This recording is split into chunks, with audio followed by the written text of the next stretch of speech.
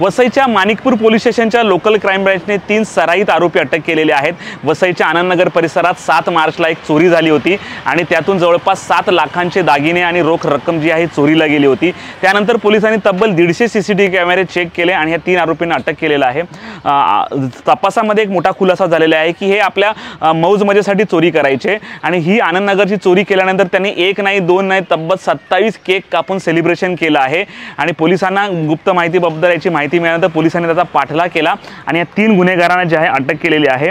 या घटनेच्या दिवशी चोरट्याने आनंदनगरमध्ये बंद घराचे लॉक तोडलं होतं आणि लॉक तोडून जवळपास 7,52,338 किमतीची चोरी केली होती आणि या 3 आरोपींना अटक केल्यानंतर तांत्रिक विश्लेषण केलं आणि हे आरोपी गोरखपूर एक्सप्रेसने जात असल्याची माहिती पोलिसांना मिळाली।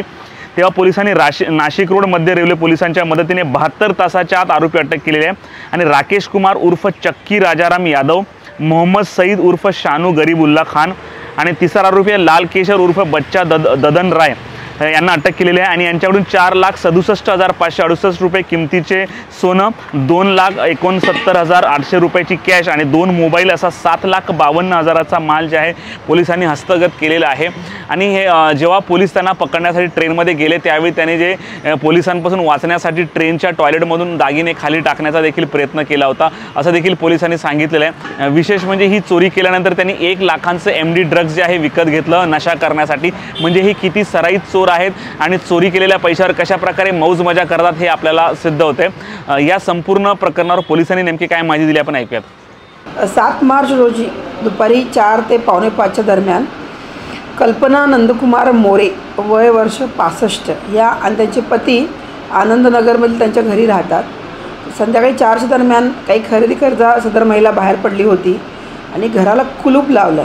तर हे जे 3 आरोपी आम्ही पकडलेले आहेत यामध्ये राकेश कुमार उर्फ चक्की यादव, मोहम्मद सईद उर्फ शानू गरीबुल्ला खान आणि लाल केसर उर्फ बच्चा ददन राय, हे जे 3 आरोपी आहेत हे तरुण आहेत।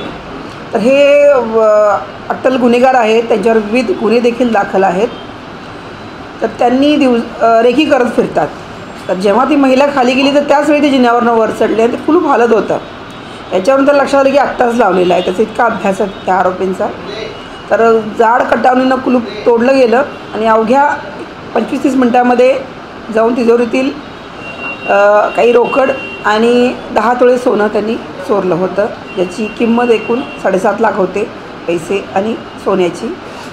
तर आमचे PI मानेसाहेब, त्याचबरोबर आमचे DBचे सनी पाटील, त्यांची सर्व टीम यांनी अथक प्रयत्न केले।